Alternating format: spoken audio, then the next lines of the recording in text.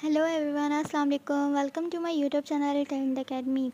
Today we are discussing about the chemical coordination and this is the chapter of the class 12th. हमारा जो main topic है वो chemical coordination से है। ठीक है, ये चैप्टर हम स्टार्ट करने वाले हैं। तो इसके अंदर जो मेजर कॉन्सेप्ट्स के अंदर जो टॉपिक्स हैं वो हमें देखने को मिलते हैं। In this unit you will learn hormones, ठीक है, एंडोक्राइन सिस्टम ऑफ मैन, ठीक है, एंड फीडबैक मैकेनिज़्म। तो हमने जो है वो इन सब को जो है वो यहाँ पर डिस्कस करना है। आज हमने जो है वो सिर्फ केमिकल कोऑर्डिनेशन का एज अ इंट्रो जो है वो लेना है। तो स्टार्ट करते हैं वीडियो को। मैंने यहाँ पर कुछ जो है वो पेन से हाईलाइट किया हुआ है। तो हाईलाइट में मैंने जो है वो इसलिए हाईलाइट किया है ताकि हमारा जो है वो टाइम वेस्ट ना हो, हम इजीली अंडरस्टैंड कर सकें जो इम्पॉर्टेंट मेन पॉइंट्स हैं जो एग्जाम्स में भी आते हैं, जो आपको पता होना चाहिए, जिसमें कॉन्सेप्ट्स हैं, तो हम वो डिस्कस कर रहे हैं। ठीक है, तो सबसे पहले क्या लिखा हुआ है कि एवोल्यूशन, ठीक है, कॉम्प्लेक्स मल्टी सेलुलर ऑर्गेनिज्म जो एवोल्यूशन आई है उसके अंदर क्या किस चीज़ की नीड थी? द नीड टू कोऑर्डिनेट, यानी कि किसी भी मल्टी सेलुलर ऑर्गेनिज्म को कोऑर्डिनेशन की ज़रूरत थी। किसके दरमियान? उनके एक्टिविटी जो हो रही है सेल्स के दरमियान। मींस कि आपको तो ये पता होगा कि जो ऑर्गेनिज्म होते हैं वो किससे मिलके बनते हैं, उनका जो बेसिक यूनिट है वो हमारे पास सेल है। तो सेल आपस में जो काम कर रहे हैं वो कम्युनिकेशन होनी चाहिए, उनके दरमियान कोऑर्डिनेशन होना चाहिए, मींस एक साथ काम करना चाहिए। तो उसके लिए जो इनको किसी सिस्टम की ज़रूरत पड़ी। ठीक है, तो बहुत सारे सिस्टम है, तो इसमें से हमारे पास हम अभी केमिकल कोऑर्डिनेशन देखने हैं। मींस के कोऑर्डिनेशन हो रही किसके थ्रू है? केमिकल्स के थ्रू हो रही है। तो हमने जो है वो इस चीज़ को यहाँ पर देखना है। तो यहाँ पर हमें देखने को मिलता है by which cell within the organism communicate among themselves. ऐसा कोई सिस्टम हो, ऐसा कोई मैकेनिज़्म हो जिससे वो आपस में कम्युनिकेट कर सकें। अमंग देमसेल्व्स मतलब आपस में खुद के जो सेल्स हैं उनका आपस में कोऑर्डिनेशन हो। तो वो हो रही किसके थ्रू है? यहाँ पर केमिकल्स के थ्रू। जी, तो वो हमारे जो केमिकल्स हैं वो हमारे पास है न्यूरोट्रांसमीटर, फेरोमोन्स एंड हार्मोन्स। ठीक है, तो अब यहाँ पर लिखा हुआ है न्यूरोट्रांसमीटर क्या होता है? न्यूरोट्रांसमीटर एक केमिकल मैसेंजर है। किसके दरमियान है? न्यूरॉन्स के दरमियान। ठीक है, जो कि आपने अपने प्रीवियस चैप्टर में पढ़ा होगा। सेकंड हमारे पास है फेरोमोन्स। तो फेरोमोन्स जो हमारे पास होते हैं ऐसे केमिकल्स होते हैं जो कि सिक्रीट करते हैं कोई भी ऑर्गेनिज्म। कितनी क्वांटिटी में? बहुत माइन्यूट क्वांटिटी, मीन्स बहुत थोड़ी सी क्वांटिटी में सिक्रीट करते हैं, जो कि स्टिमुलेट करता है पर्टिकुलर रिएक्शंस को। क्या किस चीज़ को करवाता है? कोई एक स्पेसिफिक रिएक्शन होगा के from another organism the same species.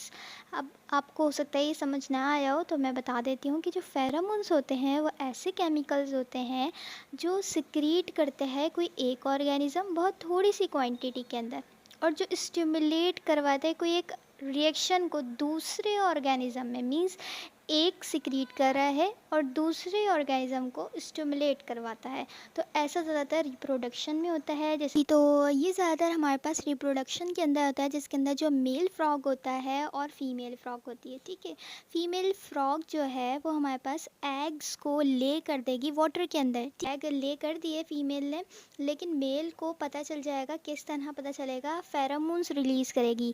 ठीक है, फीमेल फ्रॉग अपने एग के साथ फेरोमोन्स रिलीज़ करेगी, जिससे स्टिमुलेशन हो जाएगी मेल फ्रॉग को। वहाँ पर जो है वो स्टिमुलेट होगा उन फेरोमोन्स के थ्रू और वहाँ आगे फर्टिलाइजेशन करवा देगा।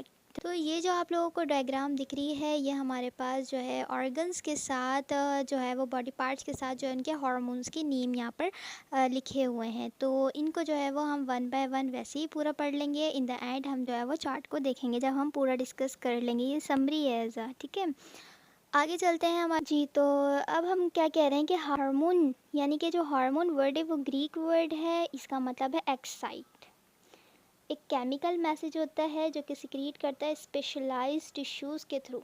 मींस के जो हार्मोन्स होते हैं वो रिलीज़ कौन करता है? ग्लैंड। एक स्पेशलाइज्ड टिश्यूज़ होते हैं, इसको हम कहते हैं ग्लैंड्स। ये ग्लैंड्स प्रोड्यूस करवाते हैं हार्मोन्स को और वो ट्रांसपोर्टेड करवाते हैं ब्लड स्ट्रीम के अंदर। ग्लैंड्स ने हार्मोन्स को रिलीज़ करवाया और ये हार्मोन्स कहाँ चले जाएंगे? हमारे ब्लड के अंदर। ठीक है, हार्मोन्स में रीच ऑल। अब ये जो हार्मोन्स हैं ये कहाँ कहाँ जाएंगे? पूरी बॉडी के पार्ट्स के। ठीक है, पूरी बॉडी में होंगे। लेकिन अब इनको पता कैसे चलता है कि इनका जो है वो यहाँ पर इनको काम दिखाना है हार्मोन्स को? ये कैसे पता चलता है? तो इनके पास कुछ रिसेप्टर्स होते हैं। ठीक है, उन रिसेप्टर के थ्रू उनको पता चल जाता है कि हमें यहाँ पर जो है अपना काम करना है। लेकिन ये रिसेप्टर्स भी किसी चीज़ पे लगे होते हैं, मेम्ब्रेन पर होते हैं। लेकिन अब हर मेम्ब्रेन पे होंगे तो वहाँ हर हार्मोन जो है वो काम करेगा। ये कुछ स्पेसिफिक सेल्स पर ये रिसेप्टर होते हैं। वो जो स्पेसिफिक सेल्स होते हैं उनको हम टारगेट सेल कहते हैं। मींस ये टारगेट सेल ऐसे सेल हैं जिसके ऊपर क्या होते हैं, रिसेप्टर मौजूद होते हैं। वो रिसेप्टर किसके लिए होते हैं, किसी भी हार्मोन्स के लिए होते हैं। ठीक है, तो अगर टारगेट सेल के पास रिसेप्टर होगा, ठीक है, स्पेसिफिक हार्मोन का, तो वो हार्मोन उसके साथ अटैच हो जाएगा। अटैचमेंट होने के बाद क्या करेगा, रेस्पॉन्स कर देगा।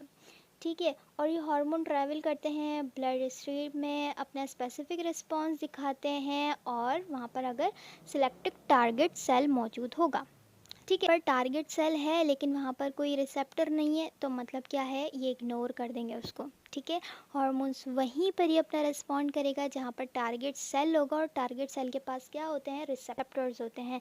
अगर वहाँ पर रिसेप्टर नहीं है तो हार्मोन्स क्या कर देगा, उस सेल को इग्नोर कर देगा। ठीक, तो आप लोग इसमें देख सकते हो कि किस तरह से जो है वो आप लोगों को नज़र आ रहा होगा कि ये हमारे पास एंडोक्राइन सेल है। इसने क्या रिलीज़ करे हैं, अपने हार्मोन्स को इसने रिलीज़ करने के साथ ब्लड स्ट्रीम में डाल दिया। ये हमारे पास ब्लड की वेसल्स है जहाँ पर ब्लड जो है वो रिवॉल्व कर रहा है। ये हार्मोन जो है वो ब्लड के अंदर आ गए, लेकिन यहाँ पर आप लोग देख सकते हो ये जो सेल है यहाँ कोई रिस्पॉन्स जनरेट नहीं हो रहा। क्यों? क्योंकि यहाँ पर आप लोगों को ये रिसेप्टर टाइप यहाँ पर चीज़ देखने को नहीं मिलेगी। ठीक है, तो इसलिए ये यहाँ पर इसको इग्नोर करेगा और आगे मूव करेगा। और फिर जब इसको ऐसा कोई सेल दिखेगा जो कि हमारे पास क्या, इसके पास होगा रिसेप्टर, यहाँ पर अगर मौजूद होगा तो ये उसके साथ जो है यहाँ पर अटैचमेंट कर लेगा, और फिर हमारे पास रिस्पॉन्स जनरेट हो जाएगा। तो ये हमारे पास डिफरेंस है कि किस तरह से जो है वो कोई भी हार्मोन्स जो है वो रिस्पॉन्स कब करता है और कब नहीं करता है। अगर इसके पास रिसेप्टर होंगे तो ये यहाँ पर अटैचमेंट करेगा और रिस्पॉन्स जनरेट करेगा, अदरवाइज ये इग्नोर कर देगा। ठीक है जी। नेक्स्ट हमारी वीडियो होगी इसके ऊपर, केमिकल नेचर ऑफ हार्मोन्स। ठीक है, अगर वीडियो पसंद आए तो प्लीज़ लाइक करें, शेयर करें, कमेंट करें एंड सब्सक्राइब करें, और बेल आइकन को दबाएं। तो तब तक के लिए अल्लाह हाफ़िज़।